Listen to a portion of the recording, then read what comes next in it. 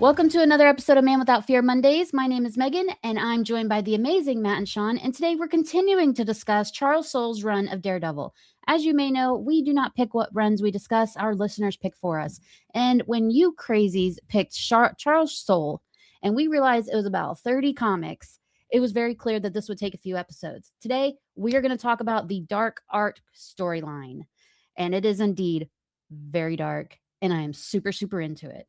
So, gentlemen, what did we think? Our first comic of this run, well, not this run, this arc that leaned very, very heavily into some very dark stuff. And I immediately knew who was going to be the villain when I saw the red paint. What did you guys think? Oh, yeah. Yeah. Yeah, that Go as ahead, soon as John. they showed the mural, I was like, that's my boy. He's here. We're I wanna getting let Muse. you go first, Sean, because you requested to be on this one, so, Yes. Yeah, I wanna hear your thoughts first and foremost. Hit us what you thought about the intro to this. yeah. I think looking at the beginning of this and looking at the beginning of the story, I like where it's at. I like the whole down and out assistant district attorney, Matt Murdock. And you're right. Um, especially with what they did with Daredevil Born Again, you do kind of see bits and pieces of this arc that get pulled into that Daredevil Born Again storyline from season 1. So yeah, once you see the art, you absolutely know what's coming. But I imagine, reading this, trying to think about like being someone reading this, and this would have been what, 2015? So 11 or so Yeah, years ago. Yeah. it's been some time, Reading that for the funny first enough, time yeah. and not knowing what's coming had to be just crazy when you see that red art. So like I said, it's a little bit of a spoiler because with Daredevil Born Again, we already knew what was coming. Like Maggie said, as soon as she saw the red art, but I just imagine like how awesome that had to be, especially if you're like a hardcore Daredevil fan and you get into Mhm. that and you see that art for the first time, and then you finally find out who's behind it. Well, this may in fact be one of the darker, I mean, probably one of the darkest villains that Daredevil's ever faced, and he's really never come across anybody like him. And I'll be honest too, because I completely forgot we were meeting Muse this early. Let's just call it what it was. Muse, right? I completely forgot. So it was a happy accident that the last episode we cut it off before the dark arc. Cause we're like, oh, we don't want to go into a new arc and start and stop. And then when I was reading this 5-issue run, the first issue right there, I was like, it starts off so funny because there's no reason that Matt Murdock is out here taunting this dude. He's running around. He's taunting a guy. He's like, oh, I haven't been here in a while. You know what? I can catch him, but why don't I go ahead and get reacquainted with this city? Hey, that flagpole wasn't there. And so you kind of start off really lighthearted, and then we Almost like see campy. Blind Spot. It's almost campy at the It beginning, man. was, yeah. Yeah. And then it goes to like the blood mural, and then for a second there, I didn't even put it two together, even though I'd read it a long time ago. But then they harped again on the blood mural, and I was like, duh, idiot. It's going to be Muse. And when they're standing there and everything, and they're just kind of in that apartment, I know we're kind of jumping ahead a little bit, but they're in that apartment after they see all of the Inhumans that are just like built up like statues. And then Daredevil hears a heartbeat going. He goes to the rooftop, and then Muse is just like, hi, hello. Vibing. I forgot what a little goober he is in this entire little run, too. He's such a goober. He's such what a were you tortured guys' artist, thoughts isn't he? like the initial? He takes Well, himself Such a like so tortured Megan, what were you artist. thinking when seriously. he's just like, he's just hanging around being a silly goose out there? I completely forgot he was like this. The funny thing about this is this is the interesting thing about comics for me, right? We took the Muse run, which is 4 or 5 issues, and we turned it into a plot line for Daredevil Born Again. Same thing with turned Days of Future Past into a movie, and that's what, like 2-3 issues in X-Men. Yeah. Like it's not even some massive run. So it's Well, so they funny to tried. me how we have some of these bigger arcs in comic books that are fan favorites and things like that have never been adapted. And then we have these that keep constantly getting brought up or adapted, and they're little small runs. And this is one of them. I liked seeing Muse, but I wanted to see even more. Like I felt like I get it, the arc's winding down, but I was like, oh, it's over. Oh, okay. Yeah. And then it's like the next arc is starting. And Yeah, it was Muse is such a small part of the Marvel universe, but I feel like he's actually a really, really big part just in terms of magnitude because he is so dark. Like we've had dark characters before. We've had them do some pretty messed up things, but Muse is the one. He is the problem. He's the one that's like, I know what I'm doing. I'm going to be dark. I'm going to make it weird and you're going to hate it. But just know it's all for my art, which is so funny to me how serious he takes himself in his art. And it's like, come on, bro. Does It's mid It- at best. it's really, but he's proud of it. Okay, his parents clearly never loved him enough, and I think like rereading this and then remembering how the Muse storyline of last year, I do hope that we kind of, I do have that feeling of I wish that we had gotten a proper Muse introduction and storyline because they really kind of only dabbled in it. They didn't really go deep. Granted, the showrunners had to basically redo everything up to a point. Didn't and now Yeah. this is the first season where they finally really get to go. So I'm hoping we get something more down the road because Muse does come back later in the comics. But yeah, he's all about his art. He's like you wouldn't understand, and just being crazy. Him and Daredevil kind of go back and forth, and there's this really cool scene where Daredevil throws his Billy Club at him, and Muse just snaps it in half. And this is one of those moments where you don't see this at all from anybody really. And so to me, I'm sitting there, I go, dang, okay, this is where I kind of sat up in my chair and I was like, oh, this is somebody. Like, what were you guys thinking about when you saw Muse meeting him for the first time? Were you kind of piquing interest at that point? Or were you just like, this artist, this nerd's going to get beaten down in 5 minutes? Muse is the Punisher if the Punisher went to art school. Like it's just straight to the point. Like, this is what I'm about. This is what I'm going to do. I don't really care. I'm here to do it. But then, like, with his artistic flair, like, yes, at the end when he finally gets caught and stuff like that, what he does, like, it's an art. It's very much in the whole like realm of Daredevil. It does remind me a little bit of the Punisher because the Punisher is really the only other character that Daredevil consistently encounters that is just so it's kind of on his bluntly level themselves, regardless of what anyone else thinks. So he's the Punisher with an art school degree. Yeah. Yeah. I mean, more or less Yeah. he is.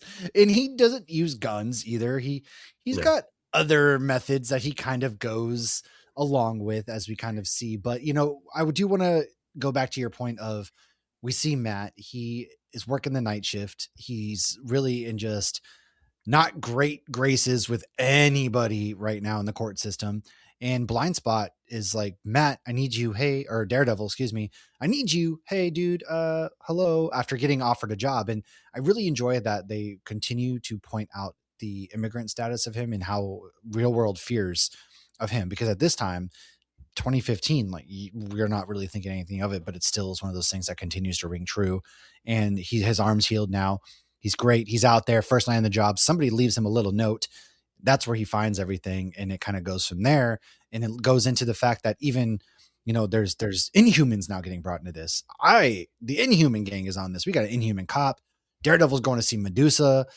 We got, a really other good fight sequence here between these two, and Matt's really tested in these 5 issues, I think, at the same time. Daredevil and Karnak, man, that was the fight I didn't know I needed. Yeah, right. Yeah. I loved that. Ellis run on Karnak. Ellis solo limited series on Karnak is amazing.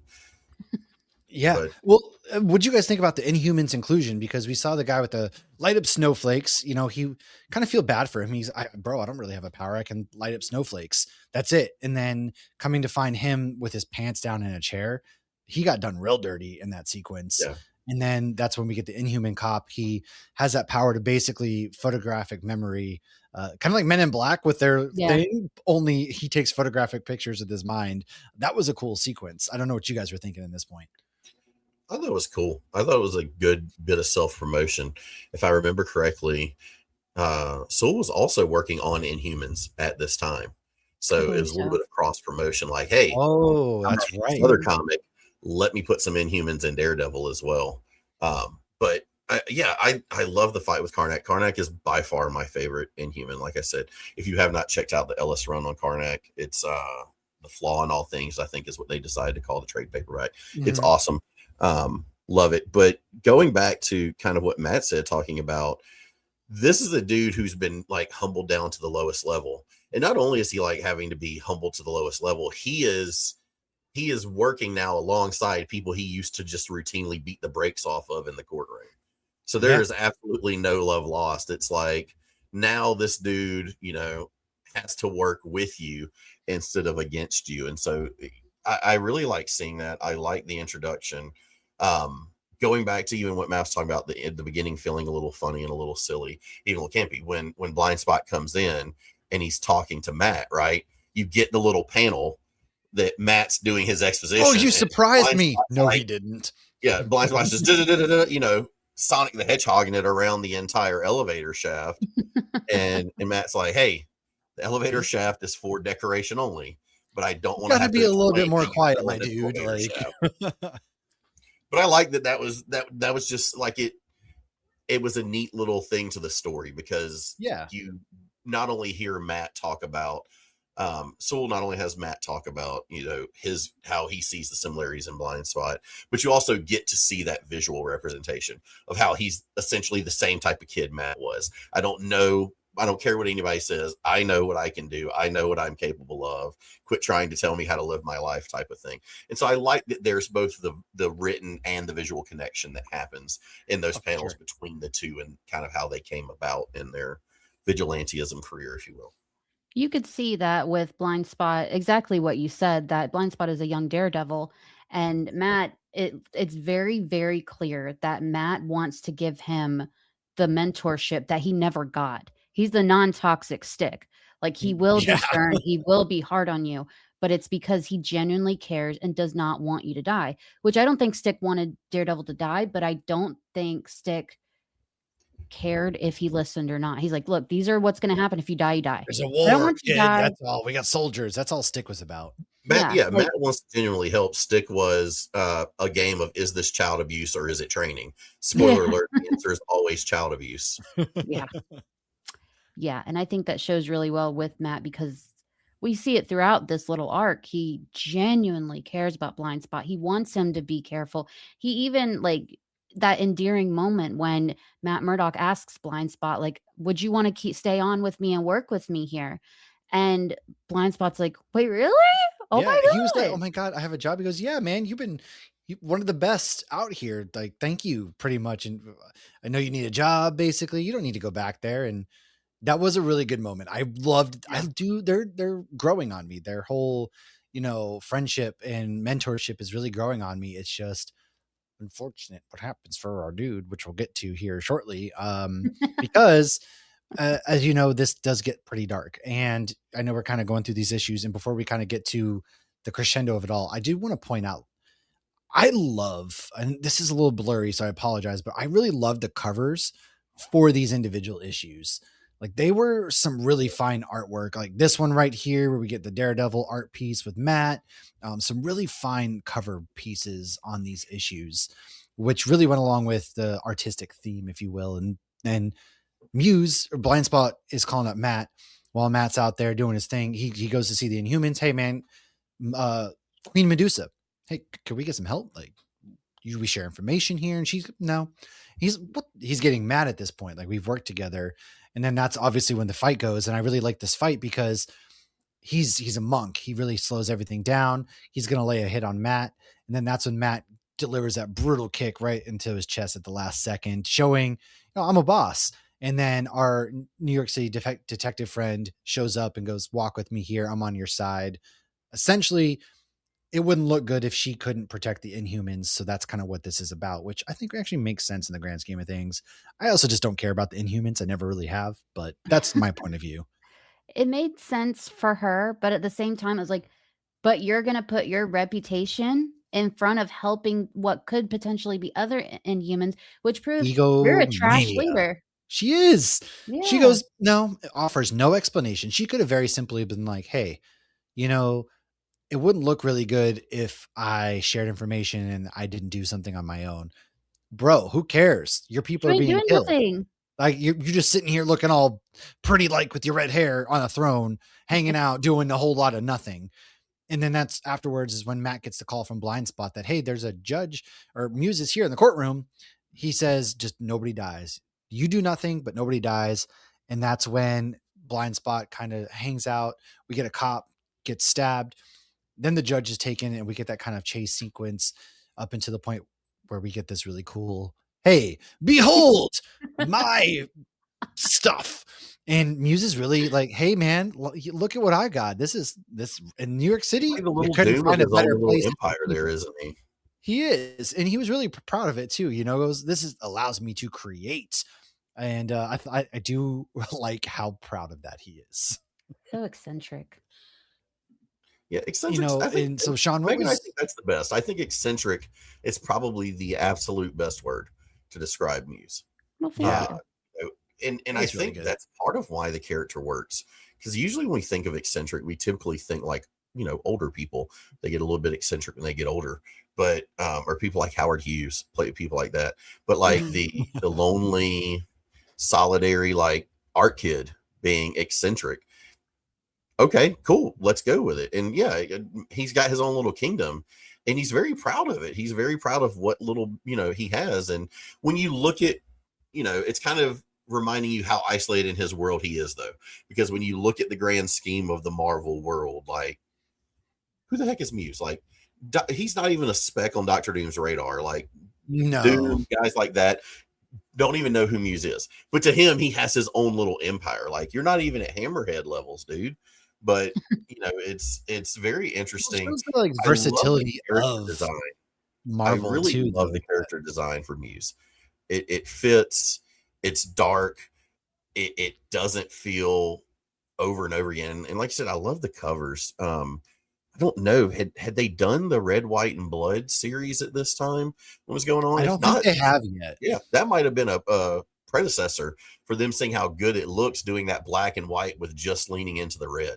Because Yeah, I love that for all the darkness in this run, right? A lot of people talk about Soule's run being the back in black era of Daredevil, and I like that they still pop those reds. It looks they great. do.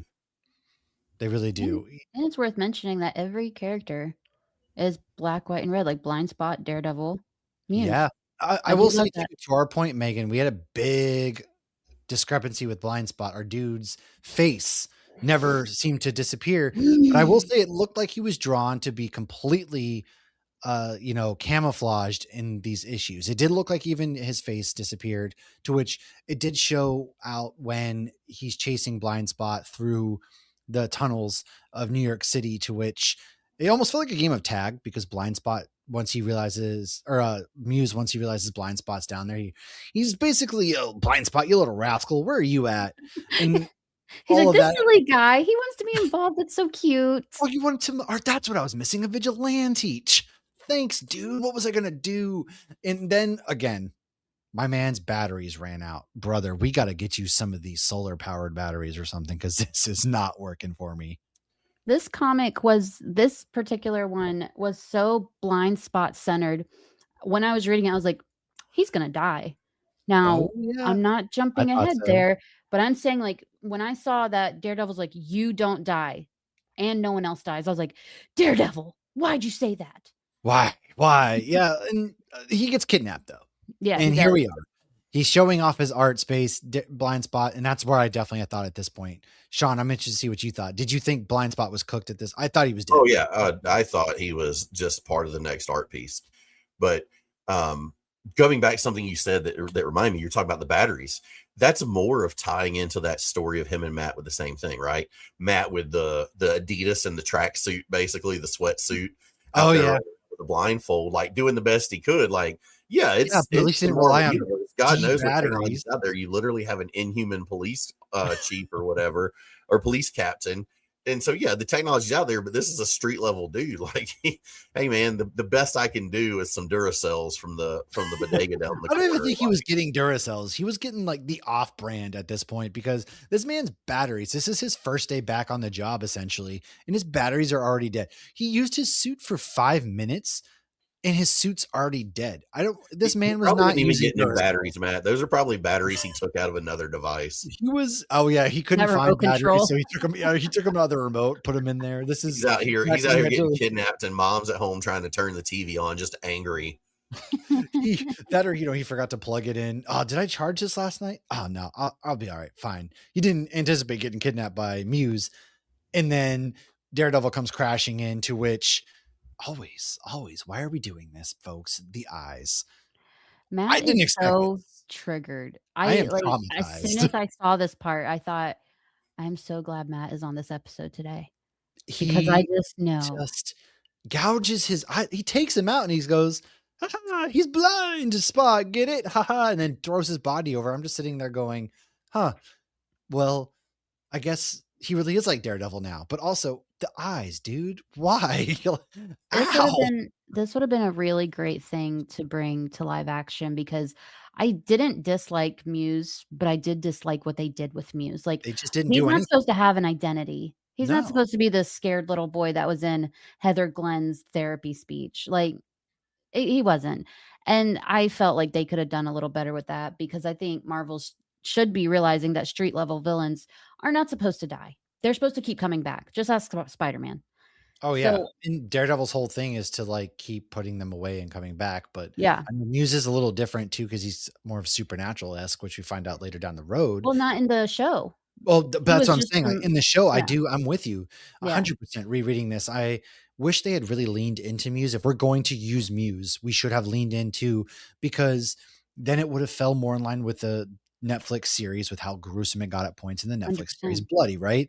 And then I think it would have really given us a break from the Wilson Fisk storyline again, because while I do understand they're going after Devil's Reign, and I do Mhm. understand that Wilson Fisk is there, it could have allowed things to breathe a little bit more, because you're not going to do one season of Born Again and just poof. Him coming back, battling Muse, who basically is on his level, doing some really gnarly stuff throughout the city. The things that they could have done, it would have been a great introduction to having Daredevil come back post Foggy, and then it could have ended with Mayor Fisk, and then we could have gone into everything coming this season. I feel like I understand circumstances, but I do think Marvel really dropped the ball, and 100%. it was 100% their fault when Yeah. they decided to try to erase everything, not bring Foggy, not bring Karen. So the showrunners basically had to use footage and use what they had, and then got that chance. And so if there's a whole big what if they had focused more on Muse, and that's why I really hope he gets to come back.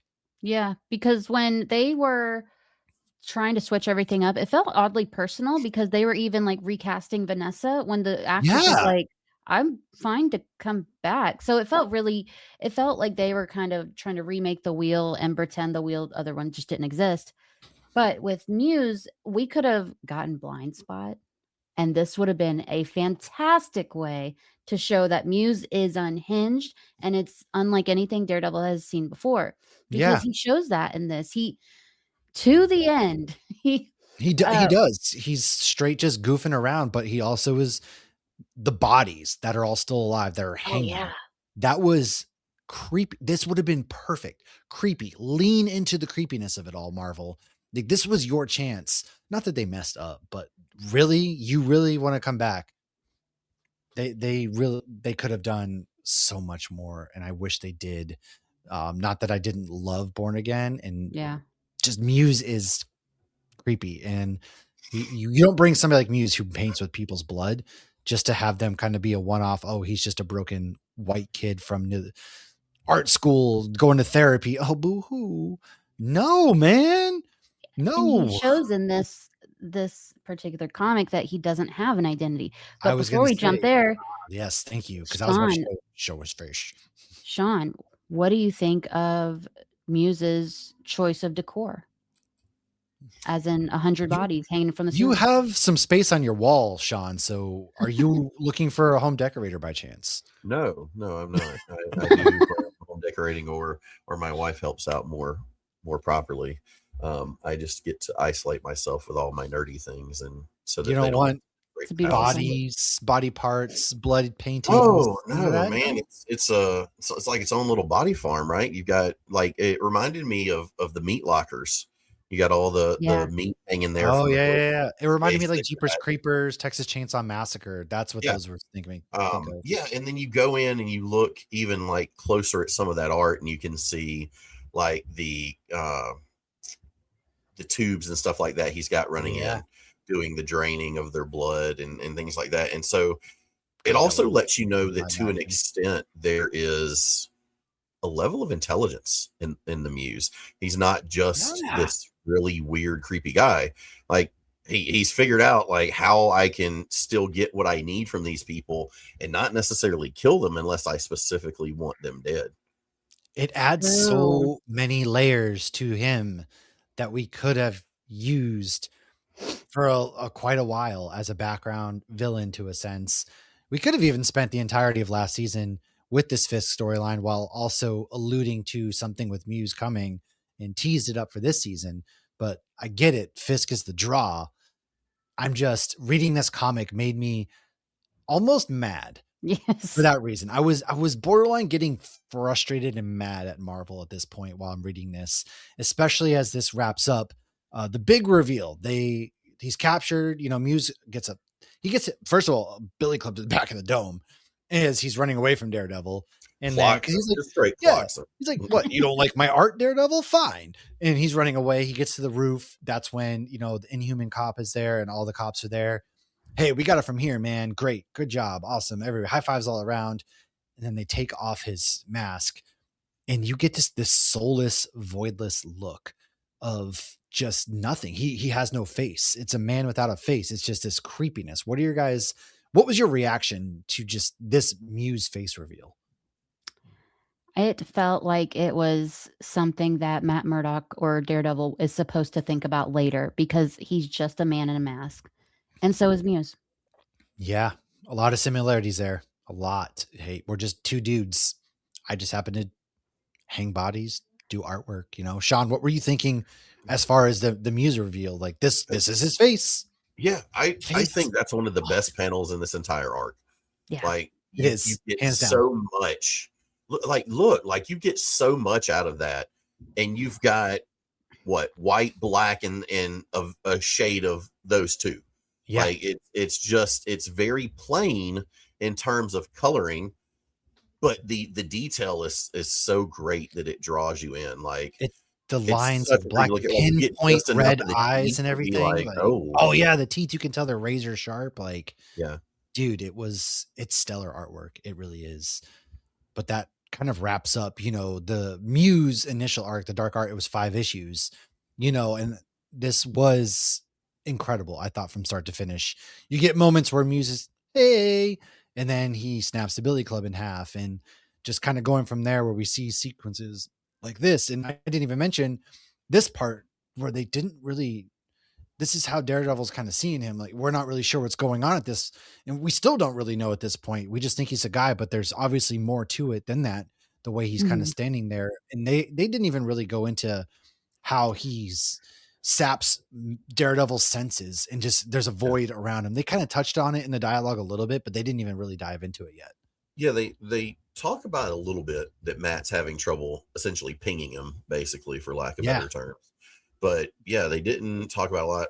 I also want to jump around a minute and go back to the end here when he gets caught, like snapping his own fingers. Oh, that's right. So he goes, this is what you're going to do, right? Snap my fingers. Here, I'll do it for you. He's like, look, I can't do art anymore. We're all good here. He was like, bro, you're going to jail.